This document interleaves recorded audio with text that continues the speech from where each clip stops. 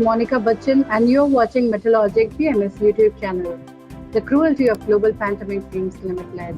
I hope you're keeping well by staying indoors and go out only when it is necessary. Today, we will be interviewing Mr. M.C. Thomas. He is the Managing Director of Tata Steel's new mining company, Tata Mining Limited. Lifer in Tata Steel, Mr. Thomas worked in various areas of the company, including a 5-year stint in West Africa, leading a JV mining company for Tata Steel. An adventure enthusiast, he also finds time for serving community in his free time. I would like to welcome you, Mr. M.C. Thomas. Thank you, Monica. Thank you for having me here. Sir, to start with, I like to, recently you have signed an MOU with Jindal Stainless Steel. We would like to know, what are the benefits and opportunities you see under this MOU, sir? Thank you. So Tata Steel has always been committed to sustainable mining. And this is a very important step we have taken to work with Jindal Stainless, who is our next lease. Typically, if you see geological deposits, most of them occur across various mining leases. And if each of the mining lease potentially can collaborate in this way, it gives a huge benefit to the mineral resources of the country. What typically happens is between the mining leases, there is a minimum distance to be left, 7.5 meters each side, which is 15 meters at the top. As the mine goes down, a huge amount of resources get blocked in that area between the leases, which nobody can mine. So this is an effort where there are regulations which allow you to do that with approvals. So we have taken this step with Jindal Stainless, where we will be able to mine the ore blocked between the two leases, which gives a benefit to all the three parties, the state government in view of additional revenues, both the companies in view of getting this ore locked, and as a bigger purpose of driving sustainability in mining. In 2020, Tata Steel bagged leases for 3 chromite mines: Tokinda chromite mine, then Sarubil chromite mine, and Kamarda chromite mine at Jajpur in Odisha. It has ferrochrome plant in Athagar and Gopalpur in Odisha. As a commercial miner, how do you see domestic consumer market, and what are your views on exports of chromite ore and ferrochrome, sir? Okay, so that's a very important question. See, the chrome value chain starts from the mining of chrome ore, then making ferrochrome, which is alloys, and then eventually it will end up in stainless steel, because all of us, the whole value chain is that. So in India, if you look at, India produces about 1.3 million tons of ferrochrome, and the entire chrome ore is mined in the Sukinda Valley. The ferrochrome produced in India, half of it, roughly about 0.5, 0.6, goes into the Indian stainless steel manufacturing, and the rest is exported to international customers. Typically in Tata Steel mining, we are the #1 in India now for ferrochrome. We produce about 500,000 tons of ferrochrome through our own plants and the partner plants. This, again, about 50% of it is given to our customers in India, and the rest 50% is exported, especially to the markets in China, Indonesia, Japan, Korea, where we have long-term contracts with customers, very, very prestigious customers like Nippon Steel, POSCO in Korea, Xingshan in China, and many others. So we are very proud of this. Coming to the market, stainless steel, there are two parts to it.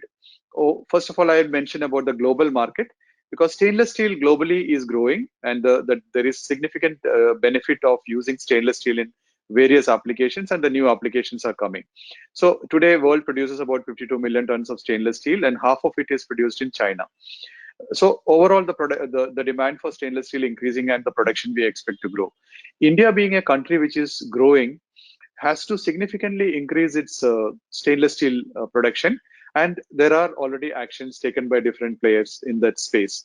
So as India grows economically, we would expect the stainless steel consumption to go up, leading to domestic consumption of ferrochrome also to go up. So overall, this industry looks very, very positive, and we are very confident that the stainless steel and supported by the ferrochrome mining, ferrochrome and the chrome mining can grow well in India. So we have always known Tata Steel as a captive miner. Now we have Tata Steel Mining Limited. I wanted to understand how it came into inception and what is the reason behind it. What is the vision? That's a very, very important and interesting question. Thank you for asking this. See, Tata Steel has been mining from the time it has started making steel, maybe more than 110 years ago. If you look at our history, the founder located the steel plant in Jamshedpur because it had iron ore and coal nearby. So we have been mining since then, and as you rightly mentioned, we have been a captive miner all through. But the expertise in entire value chain of mining, be it exploration, be it mine planning, be it operations itself, reclamation, rehabilitation of mined out areas, the entire gambit of and beneficiation in a big way, we are doing that. We operate in multiple minerals today. So we have been always thinking that why can't we leverage this into a business which is going to help other companies and other downstream operations. And this was in our mind as operating as a commercial miner. So in 2015, when the regulations changed, which allowed a significant amount of increase in mining through mineral auctions from 2020, and also opening up of the coal sector for commercial mining by private companies. So this gives a huge opportunity for mining to grow in India. And based on this, we thought it's a good opportune time for us now that the new auction regime has started and we got these three new mines. So this be the starting point, and we set up our commercial mining company. We have a lot of the vision for this company is to be the most respected and valuable mining company in India, and we feel that our purpose is to transform natural resources sustainably for a better tomorrow. So you can see sustainability there. You can see making a better tomorrow for everyone, be it our customers, stakeholders, community, is in the heart of this initiative. Right, sir. So, this is what exactly next my question falls down to. Like you have been mining since almost 100 years, maybe 96, 97 years in India. Then why have you given operations to others, Yeah, so mining that business? is because when you do this auction mines, the regulations are very strict about the production starting back. Though we are still discussing with governments about how practical it is for expecting a mine which is coming to a new company to start from the very first day, but that is a regulation, and we have to very quickly start the operations. So that said, we need to get mining machines which will take a long cycle time, because if you order machines which are heavy earth moving machines, it will take anything between 4 to 6 months to get shipped from the company. So it is practically not possible for us to wait for that and mobilize resources like that. So we wanted to start very, very quickly. So we looked at capable, competent operators who had the machines available, and hence we brought them in very quickly. And if you see our mine in Sukinda, from the day the lease was signed and we were given access to the mine, exactly in 2 months' time we started producing. So that was only possible because of this multiple parallel actions which we did, and we also leveraged resources available with others at that point in time. But going forward, we will also be developing our own capability to do mining. Not only for us, we can also be doing mining for others as an MDO. That is quite interesting to hear from Tata that you may look into the future to get into MDA business. Uh, you know, anyhow, coming on to the Sukinda mine, Sukinda is one of the most polluted area in India. What measures have you taken for your mine? Okay, so if you look back from the time we started mining, Tata Steel was the first company to put an effluent treatment plant in the Sukinda Valley. The entire valley has chrome mining, and this is the and 97% of chrome ore in India is in that 20-kilometer space. So we were the first to put effluent treatment plant, and we had even a patented technology using some herbal processes to treat chrome ore before it is dispatched from the mine. So the essence of it is that we need to treat the entire water which is coming out of the mine, whatever way it is. And today we operate the largest ETP in the entire valley, and you can say in most part of India that 108 million liters of water can be processed through our ETP, which is higher than the highest level of water which can come on a rainy, heavy monsoon day. And then we have several other steps taken in terms of a systematic biodiversity management plan. Each of our mines has got biodiversity management plan, which we developed with international consultants like IUCN.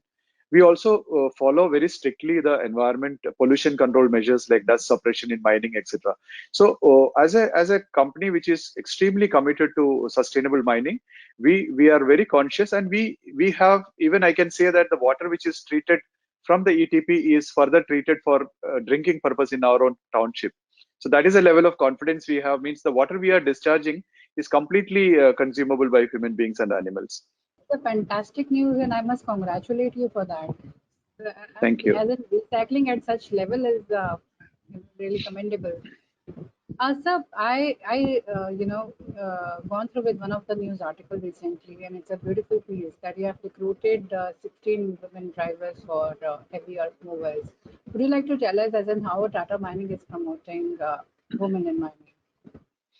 Okay, that's a subject which is very close to our heart, and we have been doing, driving diversity into hardcore manufacturing sector like steel and mining.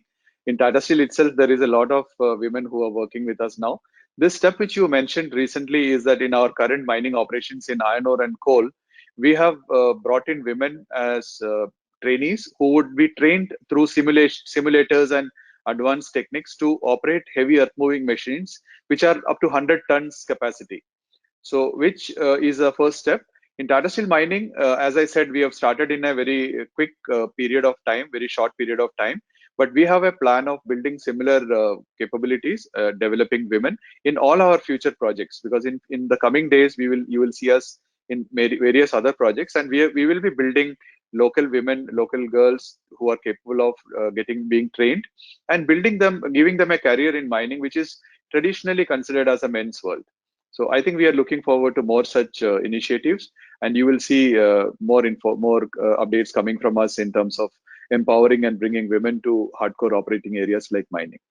This is where we need this to end this stereotype, thought process that mining is a man's job. In fact, we created a video last year that how much women are contributing in steel and mining industry and how far we have to go.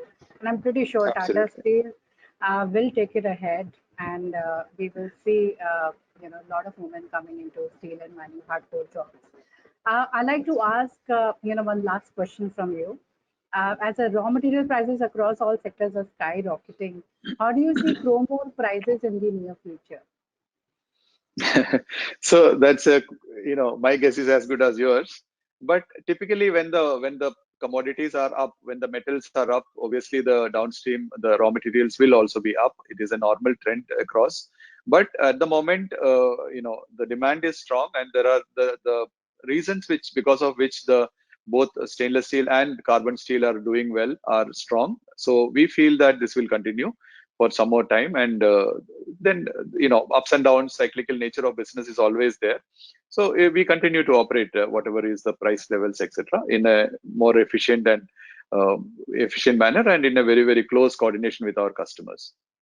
With this, I would like to thank you, Mr. Thomas, for taking out time for us and staying with us for this interview. I know you're extremely busy, and I really like to thank you for taking out time for us. Thank you, Monica, and thank you and all the best for your initiative of Metalogic, which is bringing us a lot of information and a lot of inputs, and the energy with which you and your team are driving. It's really commendable. So thank you for having me here. And viewers, do not miss to subscribe to Metalogic YouTube channel. You just have to click on the bell icon to get the notifications. With this, we will see you next time with a new interview of a new personality. Thank you so much. Thank you.